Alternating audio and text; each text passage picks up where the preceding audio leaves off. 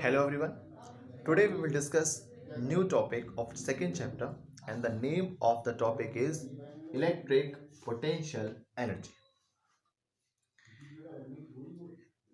Number of charges के electric potential energy उस amount of work done के equal होती है जो हम उन चार्जेस को इन्फिनिटी से उनकी रेस्पेक्टिव लोकेशंस तक जो कि एक दूसरे की फील्ड में है मींस जिन पॉइंट्स पर लाने पर वो एक दूसरे पर फोर्स लगाते हैं तक लाने में हमें वर्क करना पड़ता है।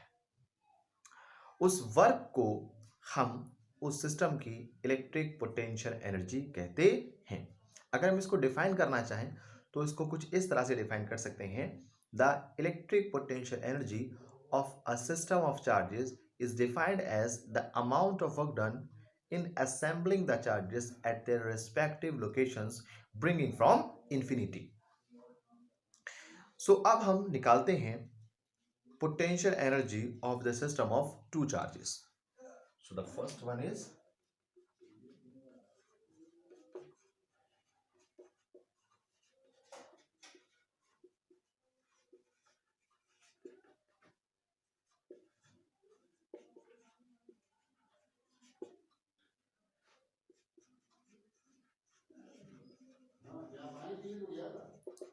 so now we will discuss potential energy of system of two charges.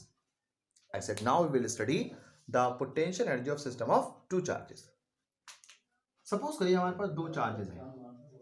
The first charge is Q1 and the second charge is Q2 और एक दूसरे से इनफाइनाइट डिस्टेंस पर रखे हुए हैं. दैट मीन्स एक दूसरे पर फोर्स नहीं लगा सकते.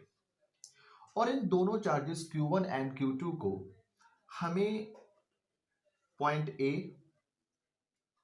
एंड पॉइंट बी तक लेकर आना है.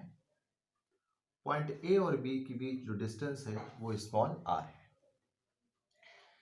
सबसे पहले हम चार्ज Q1 को इंफिनिटी से पॉइंट ए तक लेकर आते हैं. तो जैसा कि आप जानते हैं कि चार्ज Q1 को पॉइंट ए तक लाने में किसी भी रिपल्सिव फोर्स के अगेंस्ट हमें कोई वर्क नहीं करना पड़ेगा.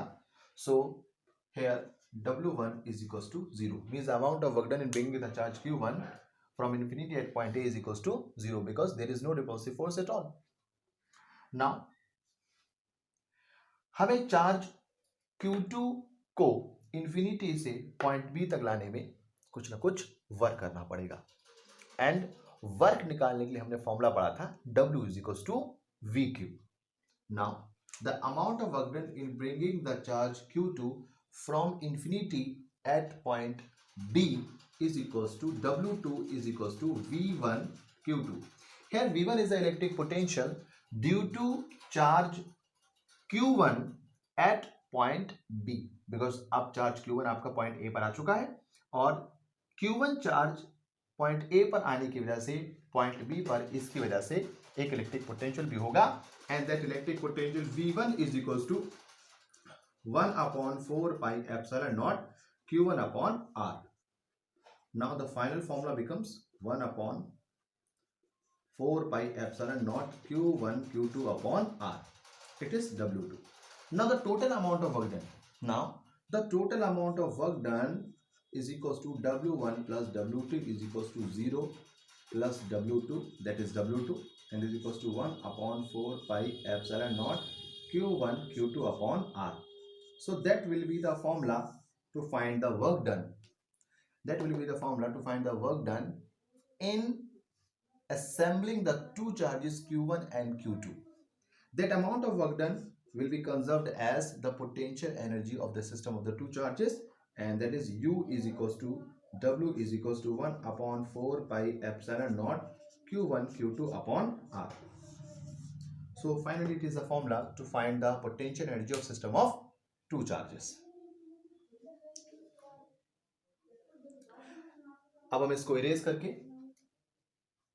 एक नया टॉपिक पढ़ेंगे and that new topic is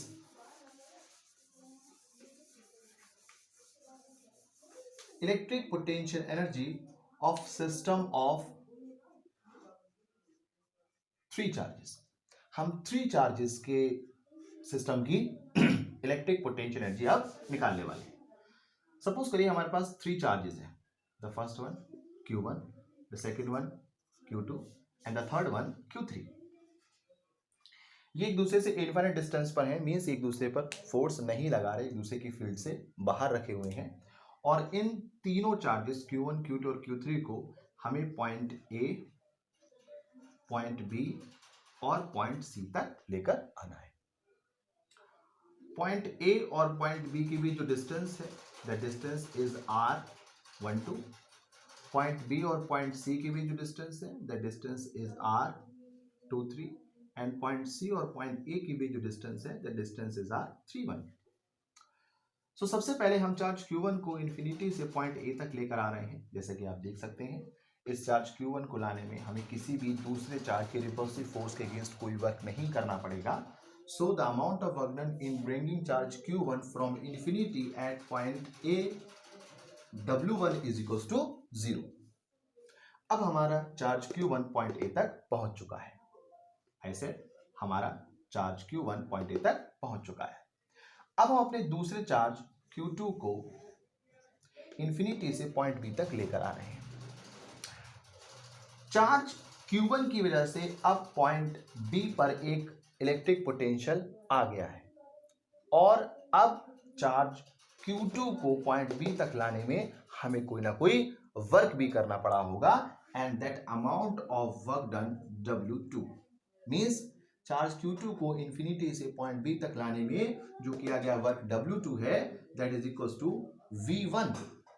V1 means electric potential at point B due to charge Q1, V1 Q2। तो चार्ज Q1 की वजह से पॉइंट B पर जो इलेक्ट्रिक पोटेंशियल होगा, that electric potential is 1/4 pi epsilon naught Q1 upon R12 Q2. So here W2 is equals to 1/4 pi epsilon naught Q1 Q2 upon R12। अब हम charge Q3 को infinity से point C तक लेकर आ रहे हैं। इस बार पॉइंट C पर चार्ज Q1 और चार्ज Q2 दोनों की वजह से इलेक्ट्रिक पोटेंशियल होगा। मैंने कहा कि इस बार पॉइंट C पर चार्ज Q1 और चार्ज Q2 दोनों की वजह से इलेक्ट्रिक पोटेंशियल होगा और उस इलेक्ट्रिक पोटेंशियल के कोरस्पॉन्ड हमें चार्ज Q3 को पॉइंट C तक लाने में कुछ ना कुछ वर्क भी करना पड़ेगा, and that work done W3 is equals to V2 Q3। That V2 is the electric potential due to charges Q1 and Q2 at point C। मैं यहां पर मेंशन कर देता हूं, here V2 is equals to electric potential at point C due to charges Q1 and Q2। सो यहां पर V2 निकालने के लिए हमें Q1 की वजह से पॉइंट C पर इलेक्ट्रिक पोटेंशियल निकालना पड़ेगा, फिर Q2 की वजह से पॉइंट C पर इलेक्ट्रिक पोटेंशियल निकालना पड़ेगा। दोनों को ऐड करके net electric potential point C पर हमें मिल जाएगा। So that V2 is equals to 1/4 pi epsilon naught Q1 upon R31 plus 1/4 pi epsilon naught Q2 upon R23। ये हमने Q3 बाहर नोट कर दिया, ब्रैकेट ओपन कर लेते हैं। It is 1/4 pi epsilon naught Q1 Q3 upon R31 plus 1/4 pi epsilon naught Q2 Q3 upon R23। अगर हमें इस पूरे सिस्टम को बनाने में net work done find out करना है, so that net work done W is equals to W1 plus W2 plus W3। अगर हम इन तीनों W1, W2 और W3 अगर इन तीनों वर्क डन को हम ऐड कर देते हैं तो हमें नेट वर्क डन इस पूरे सिस्टम को बनाने में मिल जाएगा, and that net work done will be the electric potential energy of the system of these three charges. So that electric potential energy of the system is W1 plus W2 plus W3 means 1 upon 4 pi epsilon naught. ये मैंने common ले लिया and it is Q1 Q2 upon R12 plus Q2 Q3 upon R23 plus Q3 Q1 upon R31. So that will be the final formula to find the potential energy of the system of these three charges. Thank you.